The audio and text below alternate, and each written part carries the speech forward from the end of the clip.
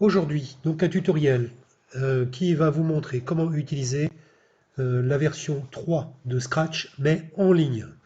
Donc si vous n'avez pas envie ou si vous avez des difficultés à installer Scratch sur votre ordi, ou si vous ne disposez que d'une tablette ou d'un iPad ou d'un appareil Android, peu importe, vous pouvez donc créer des programmes sous Scratch 3 en ligne. Je me rends à la page des défis. Je vais ouvrir un premier défi, par exemple le défi de la souris. Donc un petit rappel ici, il suffit de cliquer, un petit rappel de certaines commandes. Alors, je vois ici, donc je suis sur un défi bleu, relativement facile. Souris prise au piège, c'est le nom du défi. En dessous, j'ai un lien. Ce lien-là, vous pourrez l'utiliser si vous avez installé Scratch sur votre ordi, que ce soit la version 2 ou la version 3. Si vous voulez utiliser Scratch sur votre ordi, et ben c'est sur ce bouton-là qu'il faut cliquer. Si vous voulez récupérer le défi, non pas sur votre ordi, mais directement sur le site de Scratch, et ben il faudra cliquer sur ce lien. Au passage, ici, juste un tout petit mot, vous avez une fenêtre. Cette fenêtre-là, elle vous permet donc de visualiser le défi tel que vous devez le réaliser. Donc, vous cliquez sur le drapeau vert et puis vous testez. Voilà exactement ce qui vous est demandé de faire. D'accord? Vous avez là le résultat attendu. Allez, c'est parti. Je vais donc lancer mon défi en utilisant Scratch 3 en ligne. Donc, je clique sur le lien et là, je vais arriver tout de suite sur le site de Scratch. Donc, vous voyez que le défi est ouvert. Il s'agit bien du défi qui s'appelle Souricière bleue. Saint-Jean-Paimpol, donc c'est l'hébergement donc de ce programme. Et évidemment, si je clique sur le drapeau vert, il ne se passe rien. Pourquoi? Parce que c'est à vous de faire le travail. D'accord? Donc, comment faire? Le programme de départ, de base, il est à l'écran. Si je veux voir ce qu'il y a à l'intérieur, eh bien, je clique tout simplement sur Voir à l'intérieur. Et là, vous voyez que la scène est déjà prête. J'ai déjà préparé un arrière-plan. Je vous ai également préparé des blocs.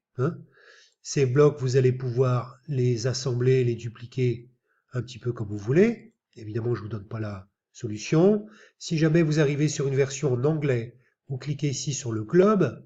Et là, vous choisissez le français, j'imagine. Voilà. Alors, si je veux récupérer ce programme, je peux le construire. D'accord? Allez, hop.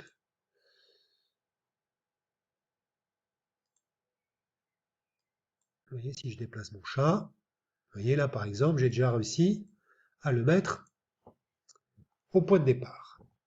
Bien, ensuite, lorsque je veux enregistrer mon projet, deux possibilités, une simple et une plus compliquée.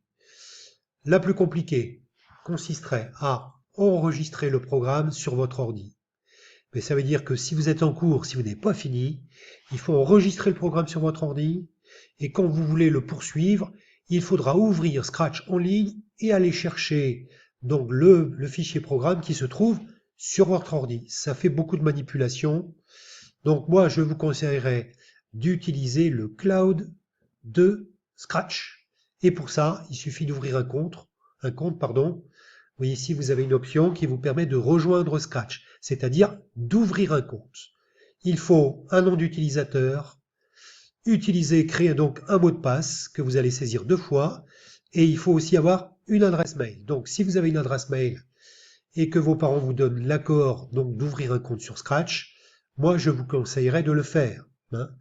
Je rappelle que Scratch est une émanation du MIT, d'une grande université américaine, qui a mis gracieusement à disposition donc son invention, Scratch, et qui le met à disposition de millions d'utilisateurs dans le monde. Il y a plein de lycéens comme vous dans des lycées étrangers ou dans des collèges étrangers qui s'initient à la programmation en utilisant Scratch. Donc c'est un logiciel qui est fiable et votre adresse mail ne sera pas récupérée et vendue pour faire du business. Donc voilà, je suis donc connecté sur mon compte. Donc vous voyez que ici, j'ai un bouton Remix. Ce bouton Remix, ça veut dire quoi? Ça veut dire que le programme, tel qu'il est là, c'est pas vous qui l'avez créé, c'est moi. Donc, pour pouvoir l'utiliser, eh ben, il va falloir cliquer sur le bouton Remix. Voilà. Et quand le bouton Remix est activé, eh ben, vous avez la possibilité d'enregistrer votre projet. D'accord? Donc, je vais aller assembler quelques blocs. Et ensuite, je vais faire enregistrer maintenant. Voilà. Le peu de blocs que je viens de déplacer est enregistré. D'accord? Je vais renouveler l'opération, je vais fermer ça, et je vais aller chercher, par exemple, le défi rouge. Je vais donc cliquer sur la version Scratch 3. Donc vous voyez que là, j'arrive directement sur le site, et évidemment, là, on m'a reconnu, donc je suis connecté. D'accord? Je vais donc faire mon remix à nouveau, puisque le programme au départ, c'est pas moi qui l'ai créé. Voilà. Je vais donc aller, j'assemble deux blocs. Hop. Et je vais faire enregistrer maintenant. Maintenant, si je viens ici à côté de mon nom là, et si je clique sur mes projets, sur l'icône du dossier, vous voyez que j'ai bien mes deux défis, le rouge et le bleu.